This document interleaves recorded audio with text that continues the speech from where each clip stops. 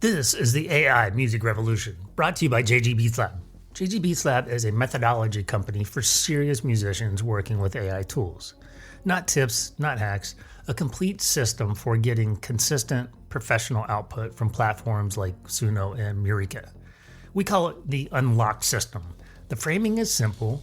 You can be a vending machine operator, pressing buttons and accepting whatever the AI gives you back, or you can be a director, understanding the platforms well enough to get exactly what you want from them. Lane 2 work, human-authored, AI-assisted music creation. That's what this show is built on. Here's today's episode.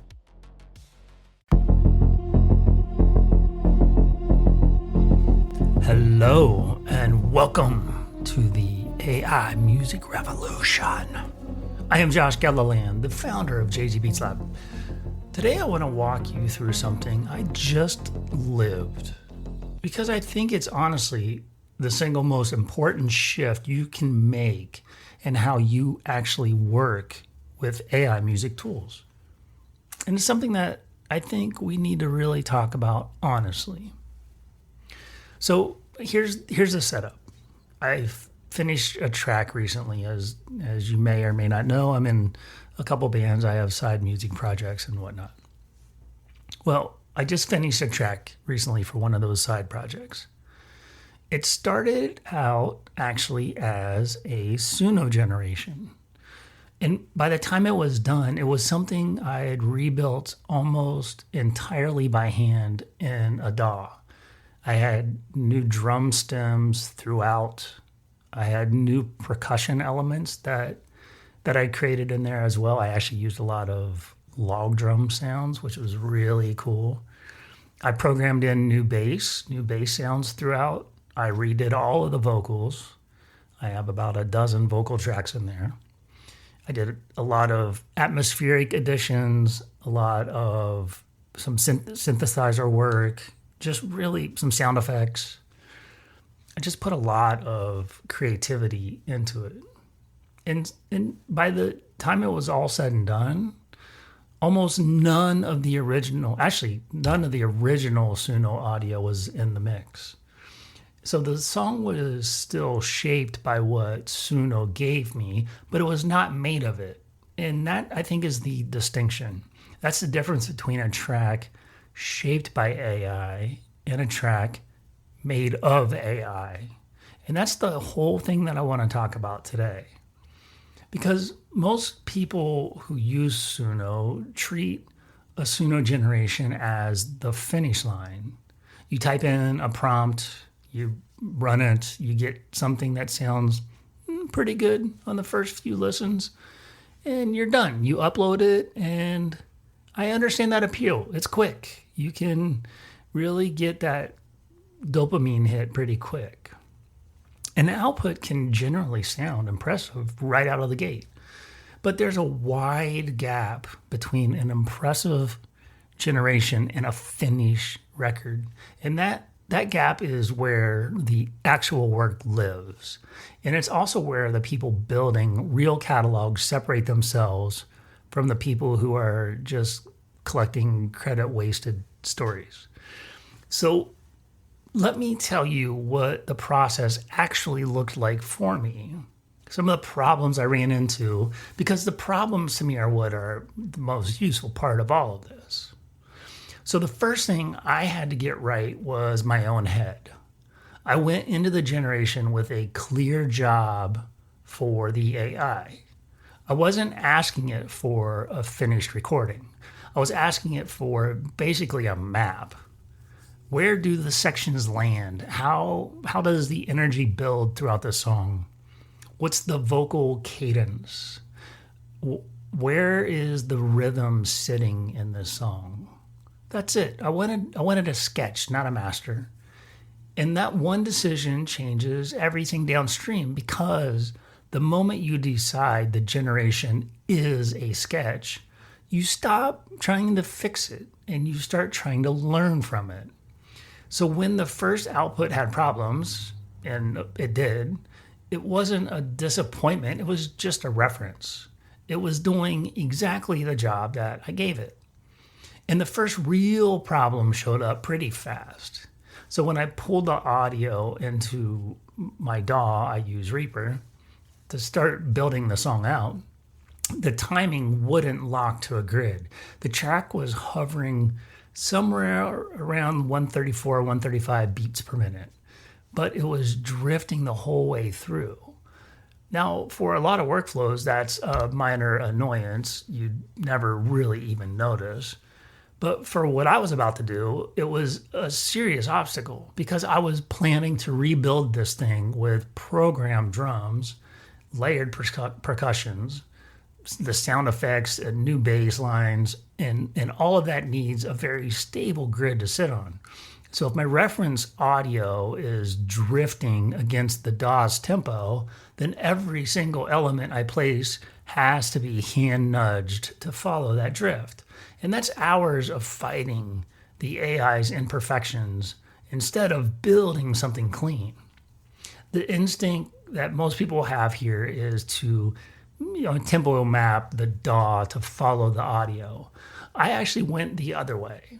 I took the track back into Suno Studio first, and I used the time stretch and quantize tools to lock the whole thing in to a fixed grid before it even entered my DAW. Once it was conformed to a single steady tempo, it became a really stable reference that I could actually build against. And that's a lesson worth holding on to. So let me say it plainly. The AI sketch can be musically useful and technically unusable at the very same time. And those are not contradictions. Sometimes the idea is good and the infrastructure under it is broken.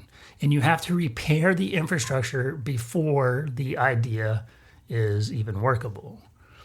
And most people never even diagnose that. They just feel like the track is fighting them and they don't know why. Okay, so now at this point in the process, I have a stable reference. So let's get into the actual rebuild. I started with the drums because the song lived on rhythm. And honestly, because drums are where I'm most comfortable making detailed decisions being a drummer. So then I added percussions. I built up as stack layers from one shots and different sound effects rather than one single kit. I really went creative on that. And then I added bass. And the whole time I was doing this, the Suno stems were doing exactly one job. They were telling me where things go, where the section enters, how hard the chorus hits, how long things run. They were the blueprint taped to the wall, if you will. And the moment my rebuilt parts could carry the song on their own, I deleted the Suno stems out of the mix entirely. And that's the part that I want to make sure you don't skip. It's the part that matters the most because there's a weak version of this workflow where you take the AI stems that you just process them. You just EQ them, polish them until they sound, a little bit better. And then there's a strong version where you use the stems to understand the song. And then you build the song without them. That second one is the entire difference between remixing AI output and actually producing your own record from an AI starting point. One of those leaves you with a slightly cleaned up version of what everybody else has. The other leaves you with something that is truly, truly yours. Now, I want to talk about a decision that did more for this track than anything else because it ties into something bigger than just this one song. So early in the process, I made the call to build this track without a particular instrument that would normally expect to carry a song like this.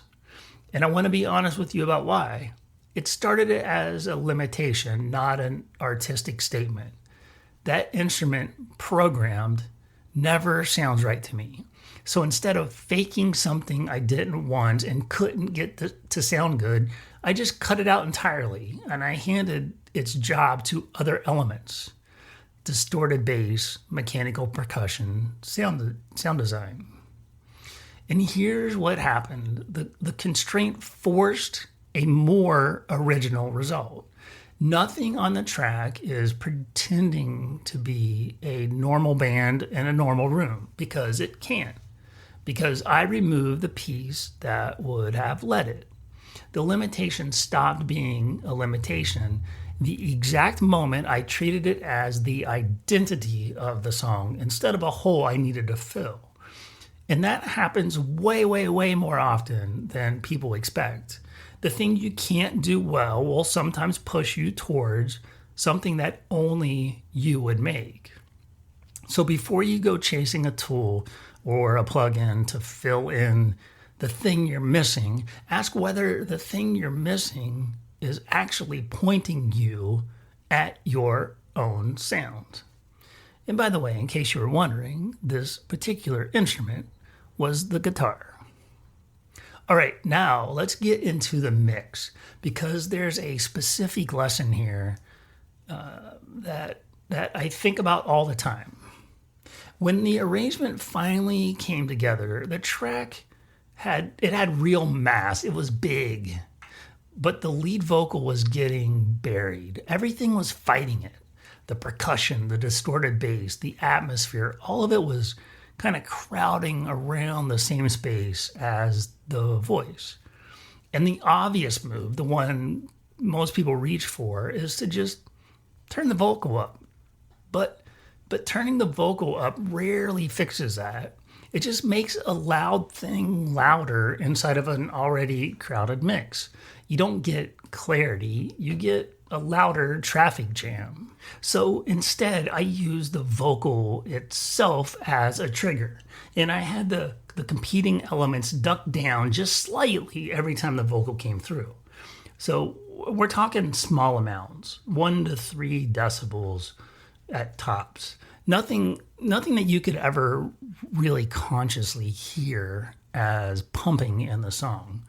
The listener should never notice the ducking is even happening. They should just notice that, hey, the vocal suddenly cuts through very cleanly right there. And here's the result that honestly, it surprised me, and it surprises me every single time I do it. The mix actually got bigger, not smaller. Bigger. Because when the elements stop masking each other, when they stop fighting for the same frequency space, the whole thing actually feels larger, even though nothing actually got louder. The clarity reads as size. Sit with that for a moment, because it's counterintuitive, and it's one of the most useful things that I know about mixing. When something feels small or cluttered, the answer is usually not more volume, it's actually less masking. And then the last decision, mastering, which is really a lesson about knowing when to stop. The final master landed at a loudness that was already right where it needed to be for streaming, with the peak sitting close to the ceiling, and the temptation at that stage is always to push it a little harder, make it a little louder. I play a lot of heavier music, and so loud, squeeze more out of it. And I didn't do that here, because the track did not need to be louder, and pushing it harder would have flattened the drums and actually made the whole thing feel smaller. So the only thing I did at the end was a safety pass to protect the peaks for distribution. That's it. The job at the end wasn't loudness, it was preservation. Make it safe, not loud. Knowing when to stop is actually a skill, and has won the loudness wars trained a whole generation of people right out of. So let me bring this all the way back around, because I don't want anyone to hear this as me bashing AI tools. I'm not. I use them. I love them. This particular situation, it saved me real time at the front of the process. and it surfaced production decisions I might not have found as fast on my own. And that's real value. And I'm not going to pretend otherwise. But here's what it did not do. It did not write the lyrics. It did not fix the timing. It did not rebuild the drums. It did not design the sound. It did not mix the vocal. And it did not make a single judgment call about what this song was supposed to be. AI moved the starting line. It did not finish the record. And that's the whole game right there. If you treat the generation as a sketch, and then you do the work after it, you end up with something that is genuinely yours. If you treat the generation as the finish line, you end up with exactly what everybody else has, because everybody else is using the same tools the same lazy way. So that's my challenge to you this week. Next time you get a generation you're excited about, don't upload it. Ask yourself what it's actually a sketch of, and then go and build that thing. Use AI to start. Use your craft to finish. That's it for this one. I'm Josh Gilliland. This has been the AI Music Revolution, and I will talk to you in the next one.